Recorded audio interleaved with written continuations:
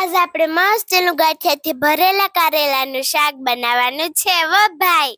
આજે તો ભાઈ આપણે બધાની ફેવરિટ વસ્તુ કારેલા લઈ લીધા હો ભાઈ। આજ જોઈ લો કેવા મસ્ત ના કારેલા છે, મોઢામાં પાણી આવી જાય એવા। આપણે બધાની પહેલા મસ્ત ના કારેલાને ફોલી નાખ્યા, પછી કારેલાને મોરી મોરી ને બધાય કારેલામાંથી થરિયા કાઢી નાખ્યા, કેમ કે આ બધાયમાં આપણે મસાલો ભરવાનો હતો। હવે આપણે આ કારેલાને બાફી નાખવાના હતા, એટલે આપણે કુકર લઈ લીધું હતું, એમાં પાણી નાખી દીધું હતું ને હળદર નાખી દીધી હતી ને પછી એમાં કારેલા નાખી દીધા હતા ને પછી બાફવા હાટું મૂકી દીધા। હવે ઈ બફાતું હતું ત્યાં આપણે ખાંડળી લઈ લીધી હતી, એમાં લસણ નાખ્યું, ગાંઠિયા નાખ્યા, ધાણા નાખ્યા, તલ નાખ્યા, ચટણી નાખી દીધી, એમાં હિંગ નાખી, મીઠું નાખી દીધું ને થોડો ગરમ મસાલો નાખી દીધો ને પછી આપણે આને ખાંડીને મસ્ત એક નંબર મસાલો બનાવી લીધો। મસાલો બનાવી લીધો ત્યાં આપણા કારેલા મસ્ત ને બફાઈ ગયા। પછી આપણે બધાય કારેલા ને મસાલા એવેથી મસ્ત